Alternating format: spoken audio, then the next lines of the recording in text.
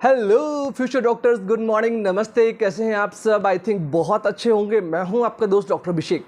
दोस्तों, आप सबकी ऑफिशियल आंसर की आ चुकी है, OMR सीट आ चुका है और अब आपको ये कंफर्म हो चुका है कि आपके इस बार नीट एग्ज़ाम में कितने मार्क्स आने वाले हैं। अब रिज़ल्ट का वेट है कुछ दिनों का, उसके बाद होगी नीट की काउंसलिंग।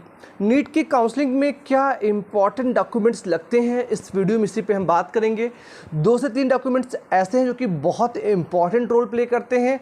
साथ ही साथ जो है, अगर इनमें से एक भी डॉक्यूमेंट मिस हुआ तो कहीं ना कहीं आपके MBBS एडमिशन में जो स्टेट कोटा की जो काउंसलिंग होती है वहाँ पर आपको प्रॉब्लम हो सकती है या आपकी सीट किसी दूसरे बच्चे को मिल सकती है। बहुत सिंपल से डॉक्यूमेंट्स हैं। कुछ डॉक्यूमेंट्स को बनने में थोड़ा टाइम लगता है, 20 से 25 दिन। तो इसीलिए आज ही इस वीडियो को देखें और जो डॉक्यूमेंट्स आपके पास नहीं हैं उनको फटाफट अरेंज करने की जो है तैयारी स्टार्ट कर दें।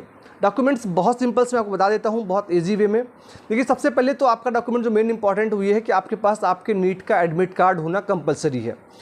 सेकंड नंबर दोस्तों आपका आता है नीट यूजी का रैंक कार्ड या स्कोर कार्ड, जो कि आपके रिजल्ट के साथ में आएगा, तो वो अभी आपको रिजल्ट के साथ मिलेगा। थर्ड नंबर दोस्तों आपका आता है कास्ट सर्टिफिकेट। जी हाँ, आप OBC हैं, SC हैं, ST हैं, आपके पास आपका कास्ट सर्टिफिकेट होगा तभी आपको रिजर्वेशन पॉलिसी में रिजर्वेशन मिलेगा। ठीक है। उसके बाद दोस्तों आपके पास आपके 10th की मार्कशीट सर्टिफिकेट होना चाहिए। इसमें आपका DOB मेंशन होना बहुत इंपॉर्टेंट है।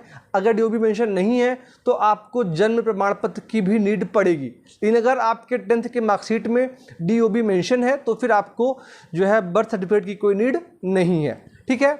उसके बाद दोस्तों आपके पास 12th की मार्कशीट और सर्टिफिकेट होना चाहिए। ठीक है। ये भी आपके नीट की काउंसलिंग में बहुत इंपॉर्टेंट रोल प्ले करता है। ध्यान रहे कि अगर कोई बच्चा 12th में फेल है तो वो कितना भी अच्छा स्कोर कर ले, उसका नीट में जो है MBBS उसको नहीं मिलेगा। तो जो बच्चे 12th पास आउट हो चुके हैं, सर्टिफिकेट्स उनके पास में, वही बच्चे काउंसलिंग में अपेयर हो पाएंगे। ठीक है। इसके अलावा दोस्तों आपके पास ट्रांसफर सर्टिफिकेट, TC इसको बोलते हैं। जब आप क्लास 12 पास करते हैं तो जिस स्कूल से करते हैं वो आपको TC अलॉट करता है, साथ ही साथ वो आपको कैरेक्टर सर्टिफिकेट भी प्रोवाइड करता है। ठीक है।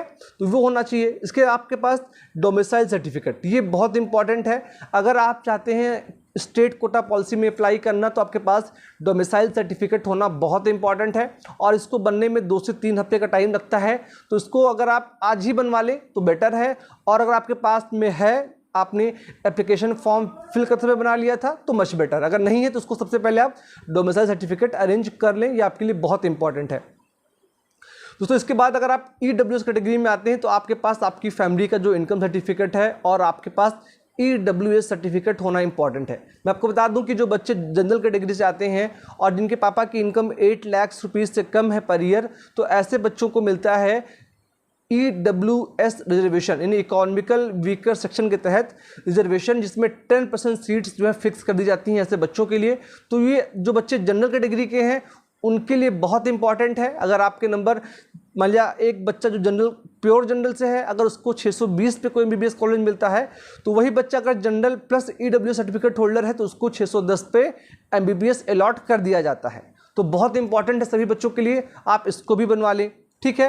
इसके अलावा दोस्तों आपके पास एक फोटो ID प्रूफ, जिसमें आपके पास Aadhaar card, PAN card, bank ID कुछ भी हो, आपके पास आधार कार्ड है तो बहुत इंपॉर्टेंट, बहुत अच्छी चीज़ है। ठीक है। इसके अलावा दोस्तों आपके पास जो है कम से कम 8 से 10 फोटोग्राफ्स जो आपने नीट के एप्लीकेशन फॉर्म में यूज़ की थी आपके पास रखी होंगी, नहीं है तो उनको आप और कॉपीज़ करवा लीजिए। वो भी आपको साथ में लेकर जाना है at a time of counselling. और जब आप MBBS एडमिशन जाएंगे तो वहाँ पर भी उन फोटोज़ का काफ़ी इंपॉर्टेंट रोल होता है। इन सब के बाद जब आप MBBS एडमिशन के लिए जाएंगे तो वहाँ पर आपको जो है अलॉटमेंट लेटर, फीस, ये सारी चीज़ें होंगी। बट अभी मैं बात कर रहा हूँ नीट के काउंसलिंग का, तो काउंसलिंग में इतने ही डॉक्यूमेंट्स लगते हैं। इसके अलावा कोई बच्चा अगर फिजिकल हैंडीकैप्ड है तो उसके पास भी रजिस्टर्ड सर्टिफिकेट होना बहुत इंपॉर्टेंट है। मैं आपको बता दूं कि अगर आप चाहते हैं कि आपको रिजर्वेशन मिले फिजिकल हैंडीकैप कैटेगरी के अंतर्गत, तो आपके पास जो सर्टिफिकेट होना चाहिए वो कम से कम 40% से ज़्यादा का होना चाहिए, तभी आप रिजर्वेशन का फ़ायदा उठा पाएंगे। तो जो बच्चे फिजिकल हैंडीकैप्ड हैं, अगर आपके पास सर्टिफिकेट नहीं है तो आप उसको फटाक से बनवा लें। ये भी काफ़ी इंपॉर्टेंट रोल प्ले करता है आपके नीट की काउंसलिंग में। अगर कोई बच्चा फिजिकल हैंडीकैप्ड है, वो जनरल से, ओबीसी या एससी से है, तो कई बार ऐसे बच्चों को 220, 230 या 200 से कम नंबर्स पे भी गवर्नमेंट एमबीबीएस सीट अलॉट कर दिया जाता है। तो ये थी बेसिक इन्फॉर्मेशन नीट की काउंसलिंग से जुड़ी हुई। अगर अभी भी कोई सवाल आपके पास है तो आप अपने कमेंट्स में दे सकते हैं। इस छोटी सी वीडियो में इतना ही। आप सभी का बहुत बहुत धन्यवाद। Thank you so much. जय हिंद।